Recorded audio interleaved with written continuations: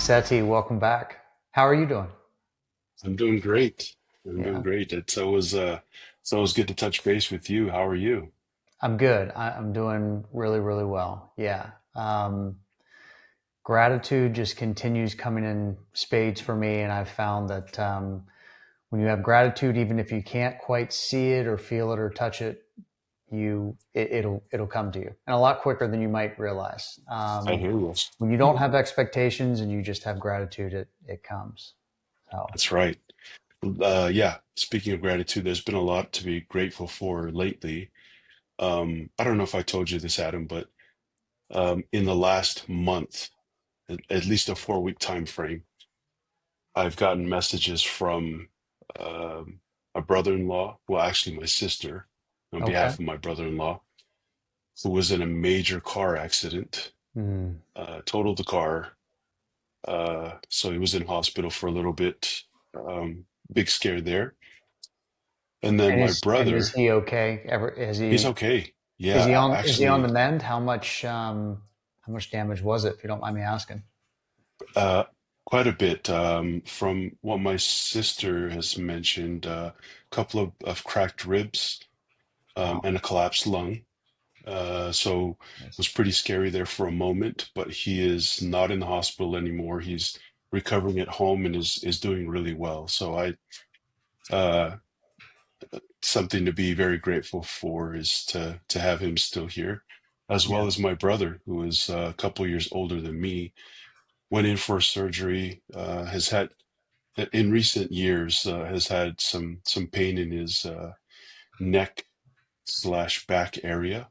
So he had I can't remember if it was C5 and 6 or C6 and 7, somewhere along that line. Went in for that surgery to fuse those together. And in the process, his jugular vein was nicked. Oh So my he started gosh. bleeding out on the surgical table. Yeah. And they were able to shore that up. He spent a night in the hospital and is now at home recovering. And that was last week. So Wow. a couple of scares, but very grateful to have both of those important and impactful men in my life still Yeah. with us. Yeah. I'm thrilled to hear that. I'm happy for you and your family. I can only imagine as a practitioner who's doing a surgery like that. My father went Yeah. through a neck fusion as well, a long time ago. I mean, back in the early '90s.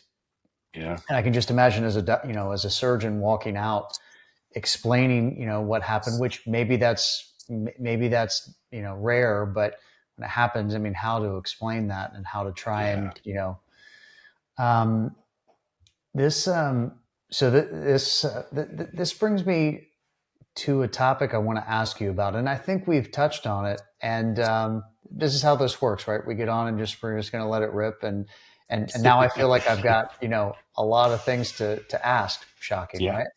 right? So I don't want to put you on the spot for this too much. So you share as much as you'd like to, but you and I used to work together. Yeah. We were friends along the way.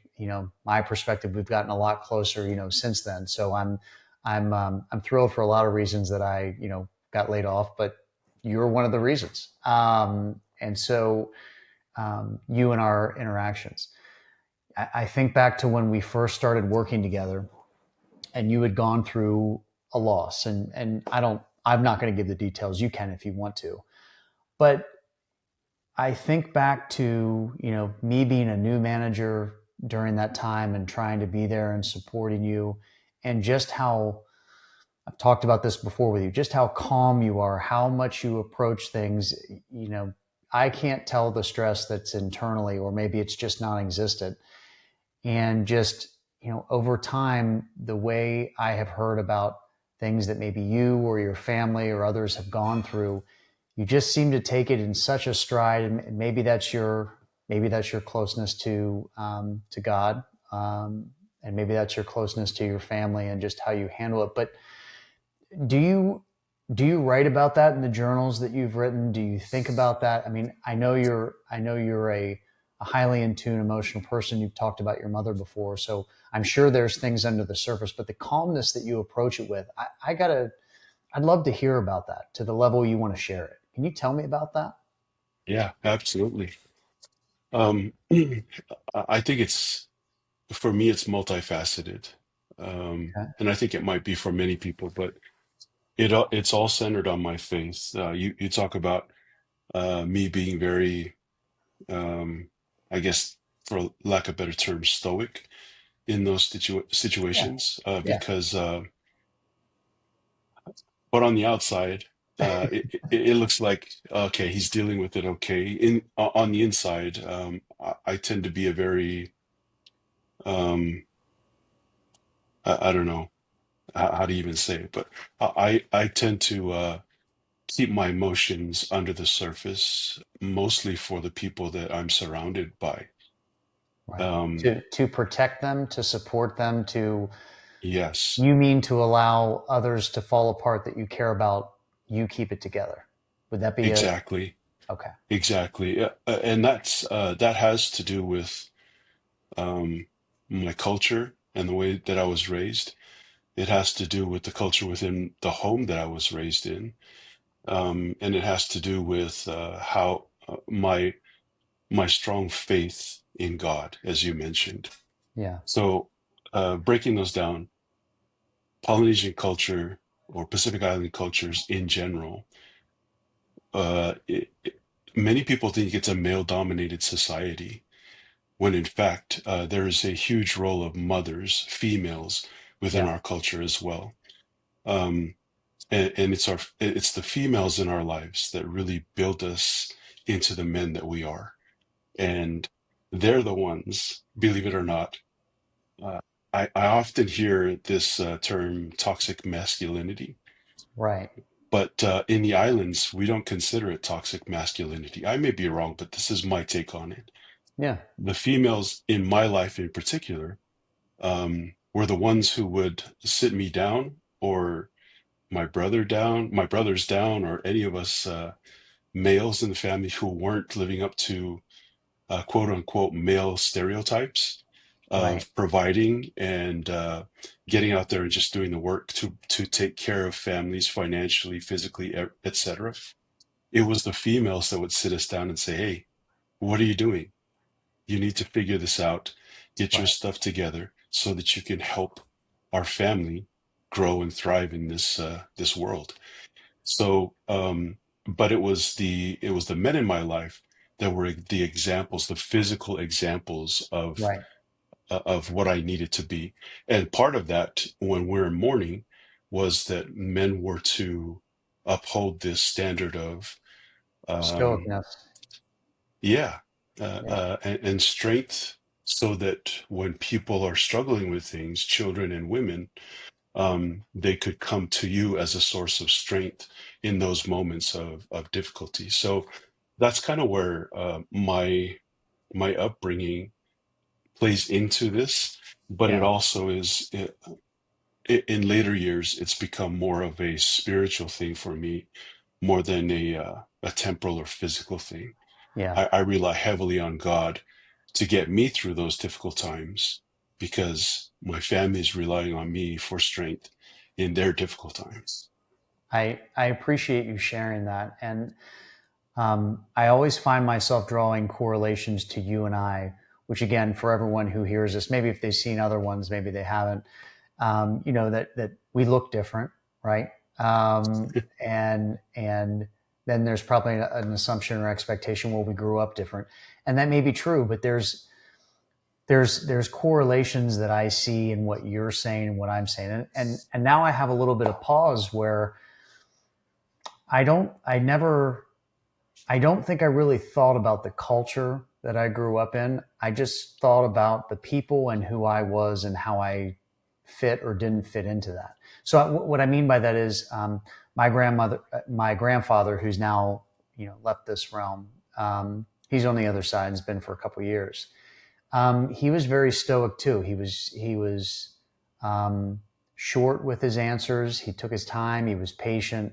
My dad, to a certain extent as well, who's still here with us. Um, And I was not that. I was anything but that. But I did learn from that of how I did view them, how they took on certain problems or didn't take them on, and were kind of that stoic, kind of nature, while maybe the kids fretted or maybe the women fretted, about something. And that's not saying women fretted like that was a weakness. It was just they were embodying a feminine energy, Yeah. because I think the men allowed for that. The balance between masculine and feminine energy. And so I didn't view it Yeah. as a cultural thing or as a God thing, but I think that's, for me, I think that's part and parcel. Um, and however we get there, like we've talked about before, however we get there, we get there. Um, Yeah. but I understand what you mean. And I guess I'm a big believer in, as a man, if you are doing your portion of the masculine energy, that allows women, either in the culture, the tribe, the group, your spouse, your significant other, it allows them to be in their feminine energy. Does that make sense? Does that Yeah. correlate for you like it does for me? Okay. Absolutely. Yeah. Absolutely. And I think there's crossover, as you say, amongst all cultures in the way that we Yeah. learn those traits from.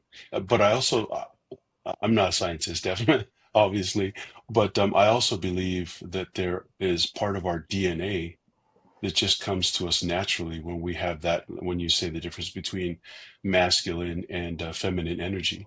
I I think we agree. carry a little bit of both. Yeah, I would agree with you. Yeah, Yeah.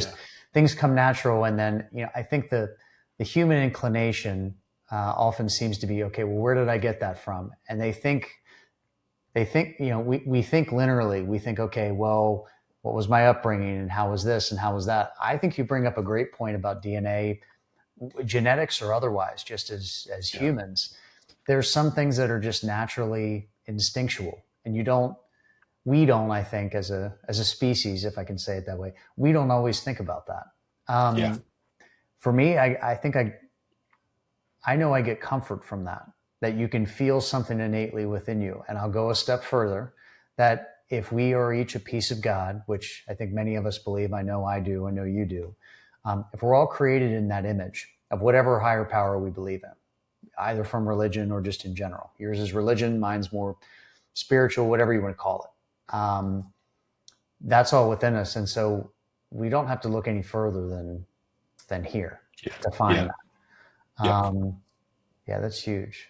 Yeah. And I think we had talked about this before, Adam, where we think that when we do, for example, a DNA test, Yeah. that we inherited certain characteristics, physical characteristics from people in our tree, in our family tree, Right. whether it's on the paternal or the maternal side. But I'm a firm believer that we also inherit in our DNA certain characteristics that we don't see physically, Right. primarily the things that are in our spirits. Polynesians believe this strongly, and it's something that's passed down from generation to generation. It's one of the reasons why some. Uh, I may get in trouble for saying this, but I'll say it anyway. Not on this channel. Not on this channel, brother. Some Polynesians believe that, for example, this is a very good example. Okay. There are artisans in Samoa who are, there are certain families who are allowed the privilege of being tattooists. Okay. That talent is carried from generation to generation, and that thing that they're artisans of can only come from that family. Yeah. Uh, we know that we can pick up whatever talent, whatever um, we choose to follow as far as a career path. Right. But in Samoa, we strongly believe that some families Hmm. inherit some characteristics that make them uh, part of, well, how should I say that? That make give them the makeup that will help them become successful in certain careers, I if that understand. makes sense. Yeah, Yeah. it does. It's almost like bloodlines for royalty or something like that. So. All right, so now this makes me very curious, and I don't know what. Well, I guess I can guess why you thought that would get you in trouble. It won't here, not for me anyway. So, all right, so if you have a lineage then of those who can practice the art of tattooing, provide it, to the community, is it stay with that line, and if that line for some reason ends, God forbid, then that community is done. There is no way that there can be something seen in, say, a young individual and they're brought into that. It has to be a certain lineage. Is that right? That's correct. And it's also odd to think of it that way because there is there's this thing that's maybe we had talked about, maybe we didn't. There's this thing in Samoa and in most Pacific cultures where, say for example, someone, an, an aunt or an uncle, have not had children. Many times, a blood relative will come to them and say, "Hey, um, I realize that you guys don't have any children, obviously, so my child, I'm going to let you raise as your own." Hmm. It doesn't eliminate the familial bond between parent and child, but now that child has now become this couple's child. And So would it kind of muddies the water there Yeah, because if that person is essentially adopted into a different family, right. They don't have the um, same lineage then. they But don't have the same lineage, but but is they're it considered that person's child. so? Is it would it then, using that example, would it then be acceptable if the family that had that tattooing as their kind of, I don't want to say birthright, but lack of a better term, Yeah, if they adopted, then that person would be allowed. So exactly. it is possible, but you have to really be, well, I say you have to really be invested. I mean, a child wants a good home. If they're, adopted, there's reasons for that. So Exactly. that's really beautiful, because if you're adopted into a family, um, it's different than saying it's a formality, but you really have to want that. You really have to feel that, um, calling as parents to want Yeah, to, bring a child into that. That's really amazing. exactly. Is Exactly. is adoption, fairly? Is it common in Polynesian culture? Very much. Very much. Yeah. And for Polynesians, Pacific Islanders, adoption is not a legality. It is a form of love. Right. Right. So That's they, kind of where I was um, going with this. Keep going. yeah. So for us, when someone is brought into a family, in fact, I grew up with cousins who I still today consider my brothers and sisters. Yeah. And many people knew them as my brothers and sisters, but they were still part of their own families. But when people we meet up with who knew us as children would see us, they'd say, "Oh, what happened to your brother so and so?" I'm like, "Oh yeah, they're over wherever in the world they may be at this time." Right. And it's just it's a beautiful thing, honestly, Yeah. because there's no and my parents, I've seen it with other families. They don't treat children who come into their home as anyone different from their own biological children. Yeah. Well, this goes to that makes sense, because, I know you've shared with me, and you'll have to correct me on the term because I don't know them, but, with Polynesian culture, I know, typically there isn't from what you've said, a cemetery for a family is right there in the front yard. Um, Yes. and also, you'd mentioned, just in general, whether you're related to them or not, you have a term for someone older than you, your age, and younger than you, right? And what are the terms? I can't do. Yeah. If I remember correctly from our conversation, in Samoa, there is no such term as uncle or aunt, Mm-hmm. um, or an old person. They just call them father or mother, tama or tina. Yeah. So if I'm speaking to someone, total stranger, who I sense is older than me, out of respect, I just call them father or mother, because that is that's just the way our culture operates. We don't make a distinction between someone who is the person who raised me versus someone who I respect as an elder who can provide wisdom to me Right. and nurturing to me as well. Yeah. Wow. Yeah, and the same thing with there are recent terms that we use as cousin, but for the most part, we just use brother and sister. Yeah. Beautiful. Beautiful. Yeah, And I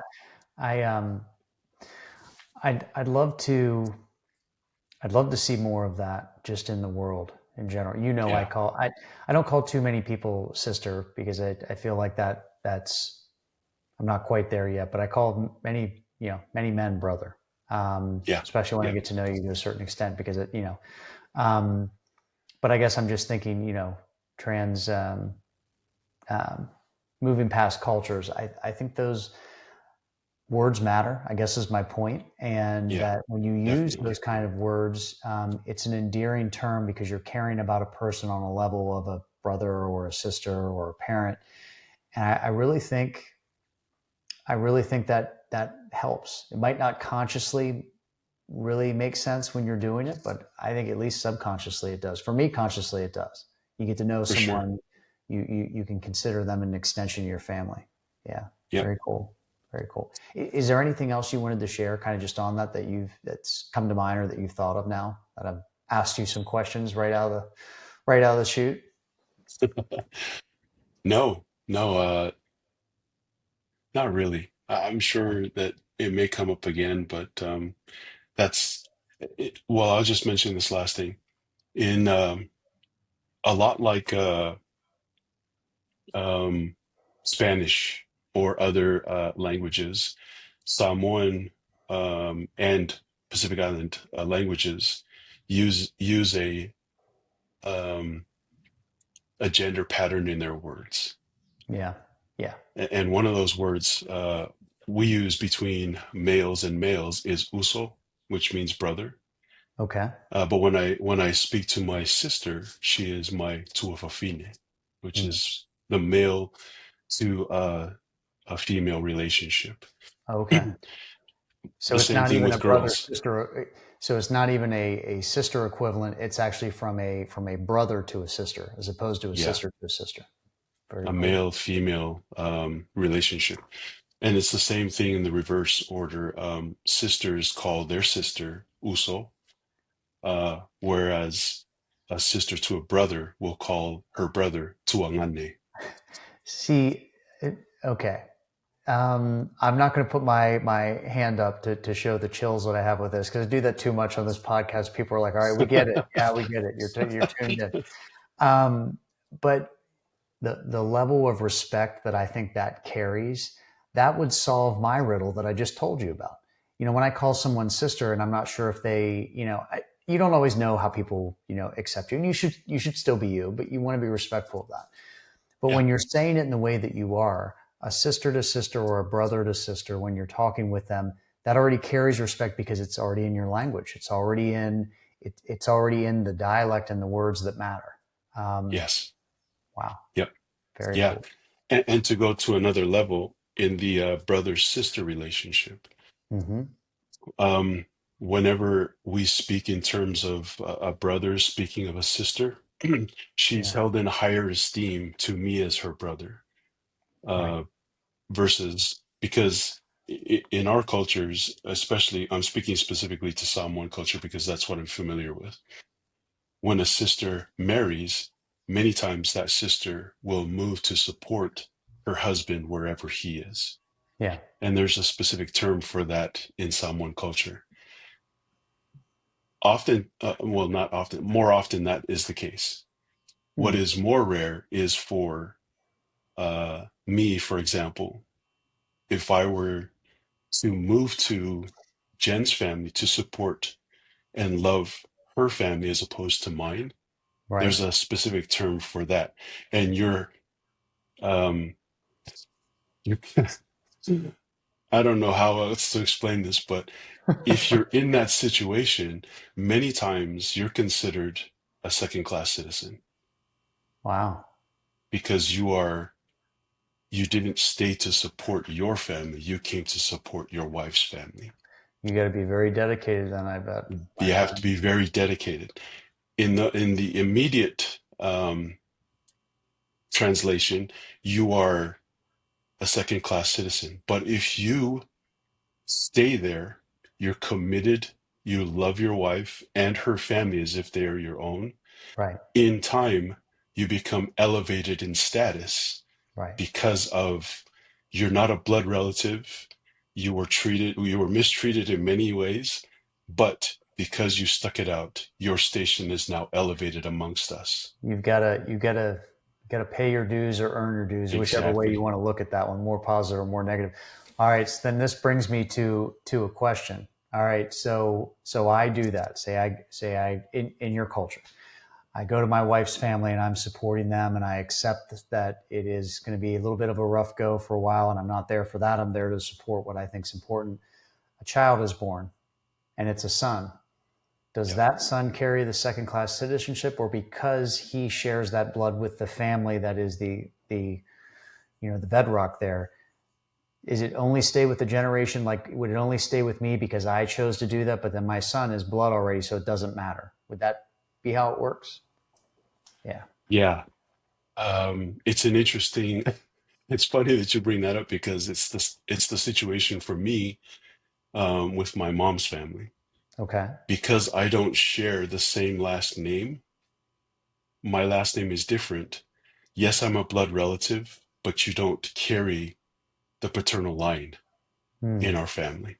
Okay. You carry the maternal line of our family. I got you. So even though I'm loved and I'm treated with respect, because I don't carry uh, the paternal line or continue the paternal line, I'm not as, this is how I feel. I'm not as uh, esteemed I got amongst you. my cousins. Well, I don't know if that answers your question. no, it does. What's to be about esteem anyway? I don't know that I was looked upon other than a black sheep in my family too. They might disagree now, but I hear you. Right. So I've Yeah. got solidarity with you, my friend. And a lot of that, there's a saying in Samoa that many people use now. Let me see if I get it right. E mautu whaavai, ai sui whaatinonga. Something like that. Basically, what it's saying is the foundation remains the same, but we may change the way that we do things. Okay. So that's happening a lot in Samoa because there's just so many reasons, and you can't. Uh, the foundation of the culture remains intact, but how we do things now is completely different from Yeah. how our grandparents did. So a lot of that has changed within families. I feel my family has changed a lot over the years. So a lot of that old world thinking, especially in how we govern families in Samoa, has changed quite a bit. And I wanted to, sorry, Adam, I wanted to get back to that thought of the relationship between a brother and a sister Yeah. and how a brother in our culture, a brother protects his sisters with his life. There's a saying in Samoa, "Ole oi mata, ole tamalon tofine," which means your sister is the pupil of your eye. So if you lose your eye, that is the same as if you have lost your sister. Right. So your vision is always centered on and focused on your sister. Wow. And whatever you do in life, if your sister reaches out for help, then it's your responsibility as a brother to Right. set aside everything in your life and make sure that your sister is okay. That's how strong the relationship should Wow. be. Yeah. That's very strong. Wow. That's incredible. Yeah. I thank you for sharing all of this and starting us off with that. Oh well, we're almost halfway through at this point. So thank you for that. I I got a different question. I don't know if it's Yeah. related or not, and I want to frame this to you. So I love learning about Polynesian culture through you. I want to ask this to Seti, um, And I welcome any questions too. It's not just you on the hot seat. But this just seems how it Yeah. always is. It helps me to listen better if I ask questions. Um, Dreams, and I Mm. talked about this. George and I did a podcast yesterday. We touched on this for a little bit. We moved on to many topics. It was really good. But um, what is your view, if anything, on dreams? And for you personally, you can certainly bake this into how you were raised, culture, religion, anything like Yeah. that. But what about for you? Do you dream, and do you and what is it like for you? And what do you think it means? Curiously, Yeah, I have a I I'm a huge proponent of dreams. I think dreams are just another way of receiving revelation. And when I dream, a lot of times and when I was younger, I dreamt a lot. And now that I'm older, my dreams are more, I think they're more centered on things that I wish for, as opposed to when I was younger, things that I hoped for or yeah, wanted. okay, And what I mean by that is my dreams have become more about the uh, the future stability of my children and grandchildren. So a lot of times when I have a dream, it may be something that feels mundane at the moment, but if I can remember it once I'm lucid, I'm awake, and I'm aware of the world, and I can look back on a specific part of that dream and say, this is something that I need to think of a little bit more and why I dreamt that thing. yeah, Um, so I've found that even though I don't dream as much as I used to, I think it's another way of God speaking to me on things that I should impart to the next generation. yeah. Yeah, Do you find do you find they ever come true? Whether because you manifested because you dream, but do you find seeing things? They might not be exactly like scene for scene, but do you find things come true when you dream about there have been actually, yes. them? And there's a lot of those deja vu moments as well, where I'm like, I know that I've done this before, or I know that we've Yeah. talked about this Right, before. right, right. But yeah, I there have been dreams where they may not have happened exactly the way that I saw them in a dream, but there are bits and pieces of the dream that will happen throughout the course of the next couple of days, sometimes even years later. I remember a dream or I wrote down a dream Wow, and I go back and read that and think, yeah, that was exactly what I dreamt about. This happened, this event happened weeks, years later. that's incredible. What about you? I mean, was there a specific reason why that was brought up? Yeah, there is. I'm not sure how much I dreamt when I was a kid. I don't seem to remember. I will say that I didn't dream much at all until I stopped drinking alcohol. And it Wow. wasn't that I wasn't functional. I mean, we worked together. I was fairly with it. Um, but it was really darkness from the moment I went to sleep because I was drinking a big volume. Again, functional, but a big volume. And so it was kind of just dark between, it was nothingness that I could Yeah. recall anyway, between putting my head on the pillow and waking back up. And so when I stopped in January, dreams started to come back. And fast forward to now, there's two specific things. They happened just within the last couple days. A couple nights ago, I had a dream where, and I couldn't really remember. Like there was things that probably happened before, maybe there was things that happened after, but there's a specific image that I was conscious that I existed there, and I was conscious that I existed in the bed I was laying in. Mm. Meaning, it was like rolling hills, sunlight to a background. My wife was like walking or towards me, smiling, whatever. She didn't really say anything that I recall, but the realness of that dream was more real than you and I standing person to person here. The dream felt more real, like vibrant, and like I could almost as if I could smell the grass. Um, but I could also feel the sheets on me. I could feel my head on the pillow. I could tell I was there, like laying in bed, while I was also standing upright, having this interaction. And I was, I have some wonderful, now dreams are pretty wild, but I'd never had that one before. And then the next night, well, let me tell you about this. And I hadn't remembered this till I saw something yesterday, made me think about it. This, maybe it's because I'm watching the shows, but that my wife and I are watching right now. But I don't think so. I don't think it's that. I could dismiss it to say that. I I was in some type of landscape. It was dark around. There were other people around, and I was walking away from some dark figure, something big, something tall, and something menacing. And I couldn't see, any features or whatever. Just some tall, thing. And I was walking away, and then I stopped, and I'm like, no more. I didn't. Those words didn't come to me, but something just stopped me. I turned around and put my hand up my hand up like this to the sky, and some type of energy filled within me. I'm not kidding about any of this. Some type of energy filled within me, and I made a downward swoop to the ground. And when I got to the ground, I said three letters. I don't remember what the letters were, but I said it as if I've done this, dozens of times before or more, as if I just knew what I was doing. But I didn't consciously know.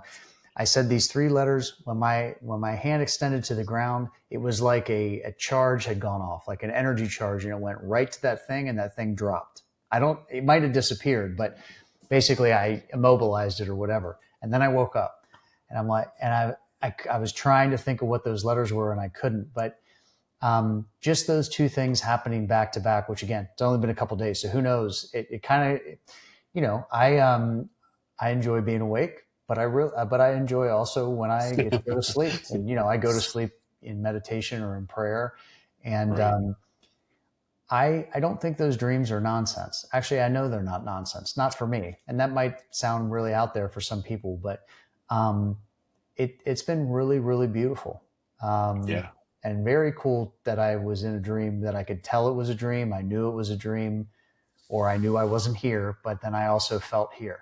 That's some like movie style type stuff, Yeah. really. Yeah. So that's why I asked the question. I was just curious because now I'm enjoying the experience I'm having for myself, but that makes me want to ask others, like, what are they dreaming about? What are they thinking Yeah. about? Maybe other people who Yeah. watch this might, feel the same way. I'm heavily curious now about it. Heavily Yeah. curious. Um, Yeah. I agree. And I'm not I'm just like you. Once my head hits the pillow, I'm out.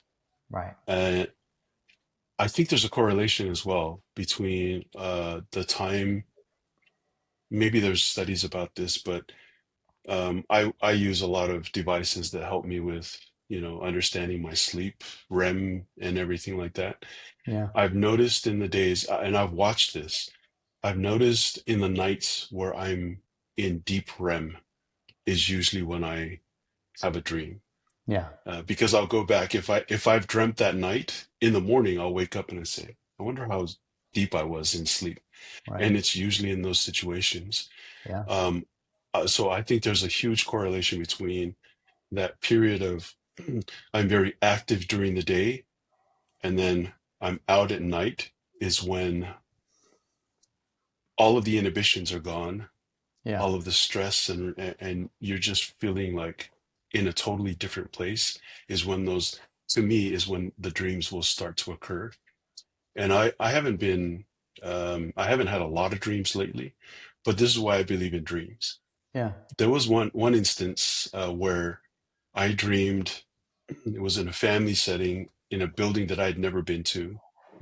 Well, you never. And I'll help caveat you, not to cut you off, but you never were in this life, at least. Let's put it that way. yeah, Yeah. yeah, it was very unfamiliar to me as a person right now.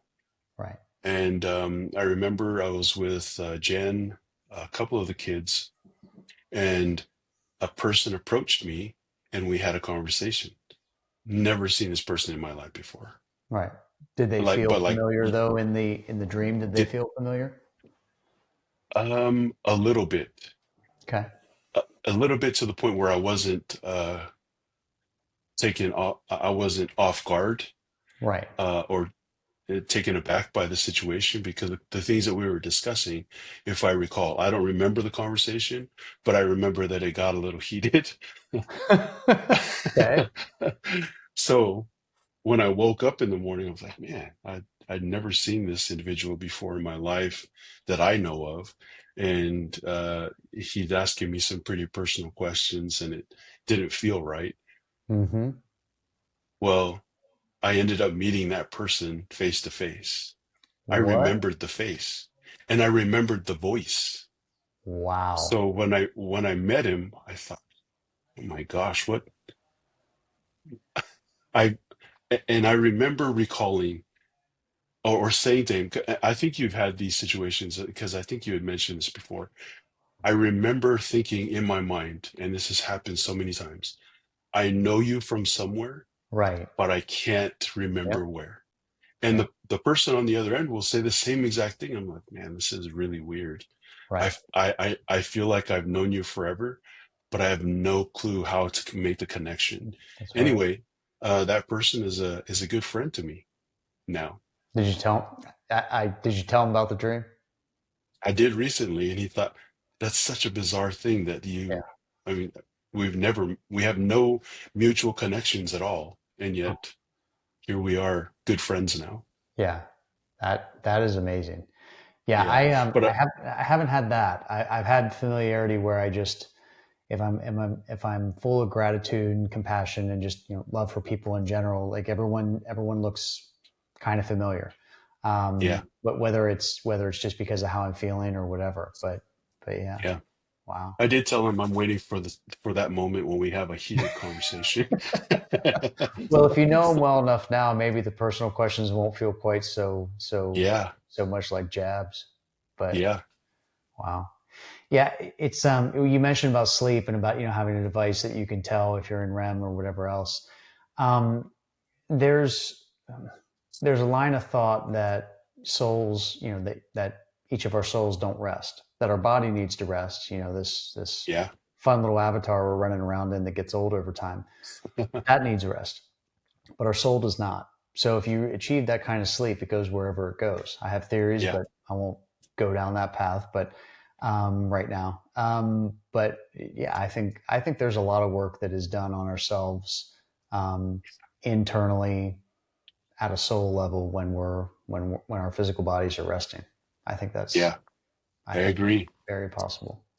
I Yeah, agree. It's our bodies are just a vessel to yeah, fulfill whatever God's plan. My belief, whatever God's plan is for us, and whatever we plan to do on our own, using our agency, it's just a vessel. I And I'm agree. feeling that more and more as I get older. Yeah, no, that I agree with you. that is Um, just a temporary place for us. I say very often now, each of us, again, being made in God's image, each of us are a piece of the universe experiencing itself. It's the experience. Yeah. Just happens to be this vessel right now. Yep. Um, Another segue I want to ask you about just I haven't been able to catch up with your podcast to see how many episodes you've been doing. I see some keep getting churned out. So thinking back now since you started this in February, I guess it was, right? Yeah. Was Yep. it February? Yep. So what what's changed for you, if anything, between then and now? I know you're starting to have more conversations where you have you invite people on and you're kind of talking through conversations, but do you have any kind of conclusions, epiphanies, different thoughts than when you went in? What have you found through that? What's speaking of experiences, what's been your experience with it? Do you think? It's been a an interesting learning process for me. Yeah. How so? Um, it's fun. It's fun to understand how people tick. For some of the people that I've interviewed, you think you know them until you had one of these deeper conversations with them. Yeah. And I realized that a lot of the conversations that I had with certain people weren't as deep as I thought they were. So, Right. and that's where I love to have conversations with people is at a deeper level, kind of like with you. Yeah. And That's well, I was gonna ask that. We knew each other for 5 years or something like that before, yeah, yeah. and now knowing each other, I'm trying to think. For me, you you seem very similar to what I anticipated, but I didn't try to push so much as I do now with questions in a work setting. But how about you? How about you? For me, did any of it surprise you, or did it seem reasonable of how you've gotten to know me now? It's very reasonable to me. You're exactly who I thought you would be in person. Yeah. Just a deep thinker. You think on you like to get to know people a little more than the restraints of a working relationship would allow. Right. But even in our conversations at work, I felt your authenticity when you were asking me personal questions, and I didn't feel um, like I needed to put up any guardrails or any defensive mechanisms Yeah. with you because I sensed almost right away after a couple conversations with you that you asked questions because you really wanted to know versus we're just making conversation. You would be right. Yeah, and that's kind of you to say. I appreciate that. Yeah, I think I say jokingly, but I mean that's probably in a corporate setting. That's probably career limiting. But I didn't care. Still don't care. Yeah, I want to be me, and the people that you interact with, work, personal, whatever, or what matters. yeah, And we all don't have the same interests, but I'm at my best when I'm caring about other people. I'll put it that yeah, way. If yeah, I'm just trying to if I'm just trying to do something just for the sake of getting something done, I don't feel genuine, and I would imagine it doesn't feel that on the other end, either. Like, yeah, there's stuff you got to do if if like most of us, like yourself and me, like you have to work, you have to do things.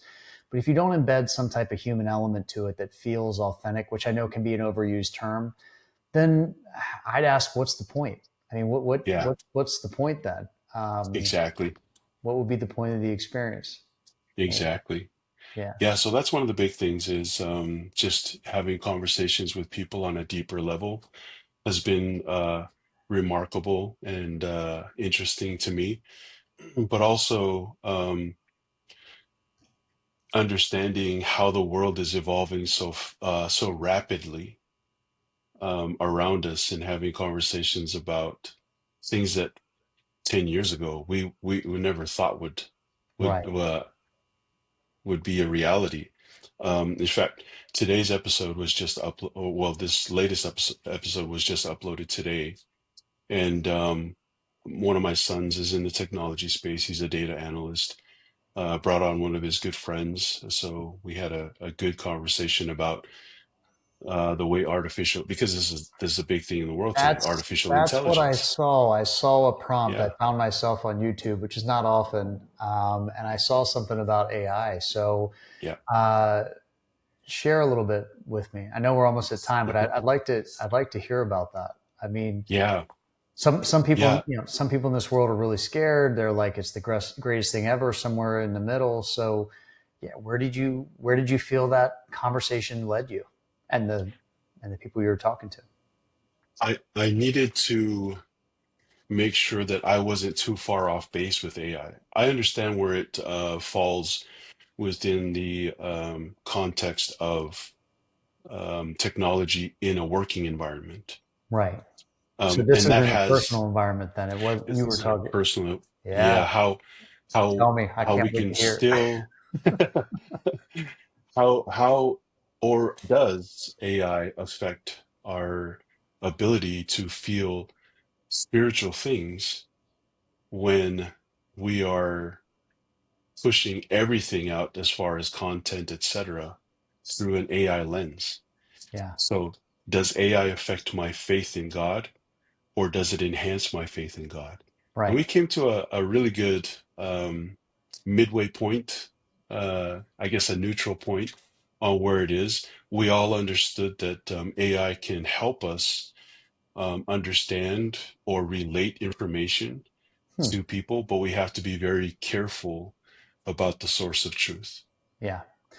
Um, that's very eloquently put, and it aligns with what I think. So I'll try this on for size since I didn't hear the podcast. Um, so I do use AI, but I use it for sort of tactical research things that I feel like I could have found myself anyway. You and I are old enough, right, Wink, to remember MapQuest. Like you'd have to plug it into the Yeah, cigarette lighter in your car, and like, yeah. you're driving on a Print out highway, the instructions. right? And the software hasn't been updated since 2006, so you're like, I mean, this road doesn't, you keep saying recalculating as you're driving on a highway that didn't Yeah, exist then. yeah, And so, you if you look at it through the lens of, well, I must follow these instructions, sure, you're going to get lost. But if you yeah, think, okay, this is really here as a backup, and I'm going to go find this or that or whatever, or even when I go hunting in the mountains, where I have on my phone, even in airplane mode, I have a GPS that tells me, but it only puts me on a map that was from like, U.S. Geological Survey, probably in the 1970s. So I don't do it to take me there unless I've never been there. I do it to validate I'm where I'm at. My point in yeah, this is just that if you leverage AI as what it is, which I think at its best, where it is not harming people, and not telling them what to think, it's scrubbing data from other people, other humans, yeah, other content, and it says, here's what I think. And then you read that with your own quantum computer between your ears, the 6 inches of that, and you decide, does that make sense or does it not? That's where I think AI can help. It frees yeah, up time. It allows you to then think and, again, continue using your own heart and your own brain. That's where I think AI can help. Where I think it could hurt, and maybe this is for some of our younger generations, is if you grew up like that and you didn't push yourself to think for yourself and then use it to validate or use it as sort of a checkpoint or use it to help, you know, speed up what that process is, then I yeah, think you could yeah. potentially get yourself in a bind. Does that Right. does that make sense what I'm describing? Is that No, that's relevant to what you exactly one talked of the about? conversation pieces we Yeah. talked through was in many ways, if we're not careful, we will become so reliant on AI Right. that you and I both know, and I mentioned this in one of my questions, for us as humans, when we consider if we're building software, when we get the requirements and it's built, then we need to make sure that we test, and until we get the result that we're looking for Right. or the anticipated result. Yep. And that Whereas, go ahead. Go ahead. whereas we may get to a point with AI where we become so trusting of the output that we no longer have any input. Right. And if we So don't, at least go for it. until it becomes, what's the word, sentient, until it's Yeah. thinking, for itself, which I still think we should be doing testing. When you say testing, it's the same thing of me say validating or Yes. reviewing what it's spitting out. That human element of the testing part is where our time is, I'd almost say, best spent. You spit in the input, the output comes, and you physically, you know, you look at it. You decide, Yeah. is this right for me? Is it not? You are still, I think, Seti, what we're landing on here together, and I don't know if this term was brought up, in your podcast, but you're landing on the center point for humans. You want to take a guess as to where I'm going with this? I'd like to hear it. Free will and choice. Yes. You're making a choice Agency. to accept what that output is, or you're That's making a right. choice not to. You are respecting, honoring your own self sovereignty. Yeah. And we probably lost a couple of people that are like, oh my gosh, you two software guys. We're not really software, but we play around, we dabble. Yeah. Two software guys talking about testing, and you're saying it's free choice, but it is. I think it is really free will and choice. You're making Yeah. that choice. Does this make sense or does it not? You're not just accepting it because, well, the machine told me to. Computer says no, Right. computer says yes. So Yeah. And we are in many cases getting to that point where we're accepting of the answer rather than doing our own due diligence right, as well. Because one of the points that uh, my son Chase's friend Josh, super, super smart kid, but he was talking about many times with AI, it is spitting out a lot of information that it finds that is relevant to your input, right, but it's also trying to please you. right. It's taking your voice, it's taking any interactions you've had in the past, and Yep. it's also trying to say, is this good enough for you? Do you like this answer? Do you like my homework assignment? Teach how do you? Yes. Yeah. And it's You using might. your own voice as well. So, Yeah, yeah, yeah. I tend to type when I use AI. I've used voice a little bit, and that seems to work okay. I've found that when I make it conversational, which I know might sound odd to people, like, are you talking? You saying AI is your friend? No, I'm not.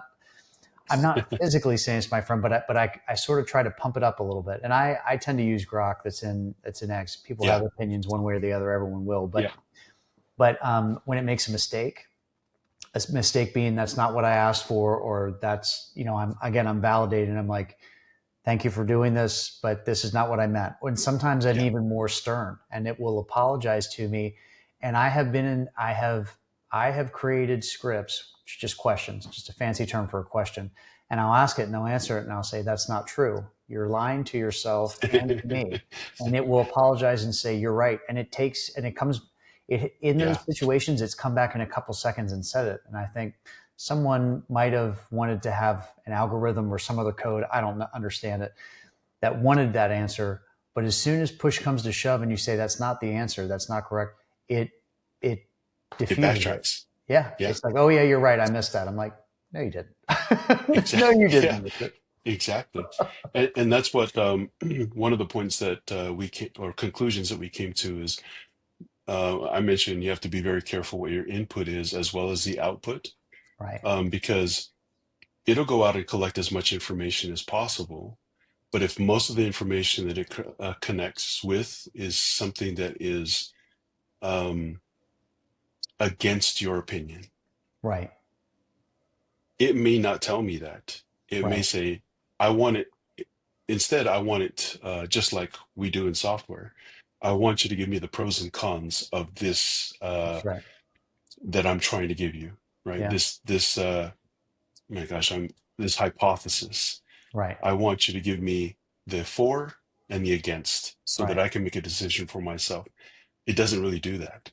Yeah, yeah. It, Yeah, if you frame the context a little bit, but I agree with you. It's yeah, still sort of taking whatever lane it's taking. But again, back to validation. So that's really cool. I appreciate you sharing that. And yeah, that's an interesting topic that I probably wouldn't have thought of from a personal lens, but I do use it, a decent amount at this point. Again, mostly for research, but very cool, very cool. yeah. And, I know we're about at time. So any kind of take us home type notes either on the AI piece or just in general, Seti, that you'd like to share? No, I'd say if you're interested in that type of thing, go out and listen. It takes a spiritual perspective Okay. in relationship to artificial intelligence. So recommend it to your audience if they're Yeah. interested in something like that. It has certain leanings, obviously, because of my faith, but Right. um, yeah, I just trying to explore where I believe AI is headed in a spiritual sphere. This answered the, But go ahead. go for it. Well, I was going to say that this answered the question I had. I'm like, okay, I need to catch up on Seti's podcast. I wonder which one I should choose. Well, now I know the one I'm going to choose. I'm looking forward to it. That's awesome. And that one got released today, so that'll be good. I'll find it Yes. right at the top of the Yeah. stack. That's awesome. To be out there. Yep. Yeah. Other than that, always good to talk to you, brother. It's always I love these enlightening conversations and your perspective on things because it helps me. I guess that's another thing that I've really learned in starting this channel is that I never thought that my opinion was right, and now I know that my my opinion in many cases is not right. But Well, it allows me an opportunity to listen from a different perspective right, about something that I've always thought, and I appreciate that everyone is different because of that. right. I say this so often, and it comes from Greg Braden. Sometimes someone will call me out for using this. So if it's trademarked, you got it all, Greg. But it's not about the goodness or the badness or the rightness or the wrongness. It just is, just being. And so, you coming onto a podcast for me too, like, I'll put it this way. Um, I probably in time speak completely confident and here's what I believe and everything else. And I try and preface it to say, this is what I believe. But I just want to say this to anyone that's listening to. It doesn't matter what I think or believe. It only matters what you think or believe in your heart. And so, Same. Seti and I talking with people or talking with you is merely but importantly to encourage you and maybe even inspire you to just think for yourselves and start talking with other people. You're going to gather things that you find work for you. You're going to gather things that show that, yeah, that doesn't work for me, and now I know why. It all just helps our experience together, wherever place that we are right now, here, presently. It helps. I you should believe that for yourself, but that's what I believe. So, Amen. yeah. Amen. All right. Thank Yep. you It's again, all Seti. about information gathering, isn't it? It is. It is. Seti, I appreciate you. Love you, brother. Have a good day. Hold on for a moment while this silly little thing downloads. And everyone, thank you very much. We'll see you Sounds later. good. Thank you.